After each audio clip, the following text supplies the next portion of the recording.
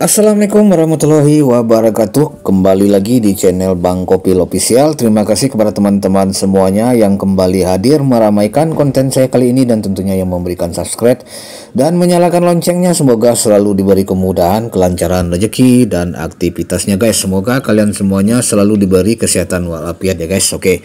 Nah, di video kali ini ya guys, ini kembali saya akan update kembali ya. Nah, ini mungkin sebuah mungkin pencerahan saya ya, ataupun memberikan sebuah warning kepada teman-teman semuanya ya, yang sekarang masih terjerat pinjaman online gitu ya. Pinjaman online baik yang legal maupun ilegal, karena seperti kita ketahui di akhir tahun ini semua pinjol pasti akan melakukan tutup buku ya, tutup buku, dan mereka akan membuka kembali transaksi baru mungkin ya, ataupun planning terbaru di 2023 kira-kira bagaimana gitu ya. Nah, ini harus benar-benar menjadi perhatian khusus buat teman-teman semuanya ya. Saya bukan menakut-nakutin, bukan ya, di di konten saya kali ini bukan menakut-nakutin ya. Tapi banyak sekali ya yang saya lihat gitu ya. Saya juga mengalami gitu ya. Ada debt collector pinjol gitu ya, yang menyamar seolah-olah menjadi nasabah gagal bayar gitu ya.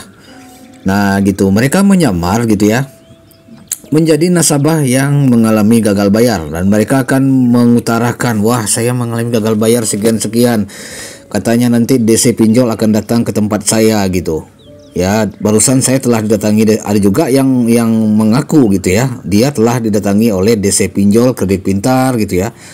DC pinjol ada kami gitu ya. Nah, saya langsung bayar gitu. Nah, ini apa maksudnya gitu ya? Maksudnya apa gitu ya?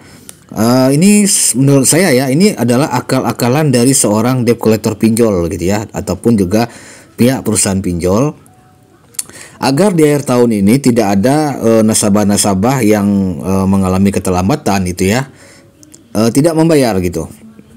Artinya di sini mereka mengharapkan semua nasabah membayar di akhir tahun ini gitu.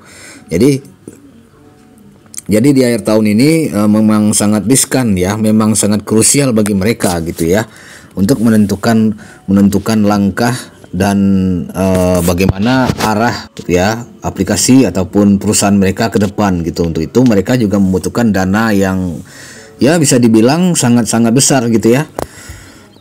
Jadi itu makanya saya cuma mau mewanti-wanti ya kepada teman-teman semuanya, mungkin saja gitu ya mendapatkan WA ya, ataupun juga yang mengaku dirinya mengalami gagal bayar gitu ya, dan dia langsung memberikan WA kepada kalian ya, kepada teman-teman semuanya, bahwa dia barusan didatangi oleh debt collector pinjol, ada kami misalkan Shopee Peleter, aku laku. Karena saking takut saya mau nggak mau saya harus membayar katanya. Nah Mbak bagaimana? Mungkin begitu ya ceritanya mungkin ya kepada kalian semuanya, mungkin yang tidak tidak menduga gitu ya hal itu terjadi dan masuk ke WhatsApp kalian gitu ya. Nah ini wajib kalian waspada gitu ya, karena di akhir tahun ini ya debt collector pinjol itu akan melakukan segala cara, salah satunya mereka berpura-pura menjadi nasabah gagal bayar gitu ya, dan mereka akan menceritakan, wah saya ini mengalami gagal bayar sekitar sekian juta gitu ya. Saya takut banget, saya bayar deh. Akhirnya saya bayarlah tagihan saya yang telah menunggak itu sekitar 3 bulan ya. Akhirnya tagihan saya akhirnya selesai gitu. Ya, ini kan sebuah jebakan gitu, sebuah jebakan dan juga sebuah tipu daya dari seorang debt collector pinjol gitu ya, untuk mengelabui kita semua gitu.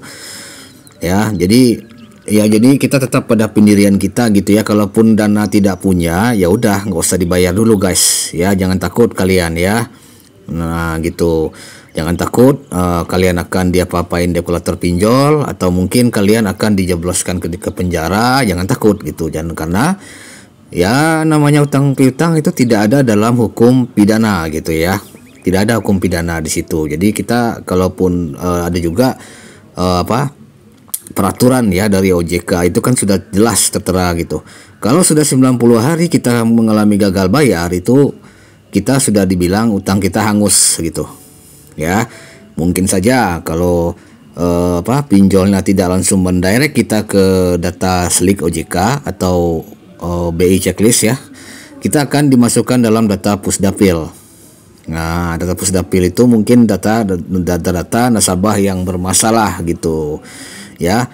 Jadi kalian tidak usah khawatir guys, dan juga waspada selalu mengenai akal bulus dari seorang debt collector pinjol yang berpura-pura menjadi nasabah gagal bayar. Itu banyak sekali terjadi ya, banyak sekali terjadi. Nah, ini saya cuma memberikan sebuah warning ya, notifikasi kepada teman-teman semuanya, agar kalian yang mungkin sedang menyiapkan ya, bagi yang non muslim mungkin menyiapkan Natalnya, dan juga bagi teman-teman semuanya yang ingin merayakan tahun barunya menjadi easy going gitu ya, tidak terpecah belah ya pikirannya, karena wah ini ada apa lagi nih kan, wah saya harus membayar pinjol saya gitu ya, karena ini akhir tahun tutup buku gitu ya.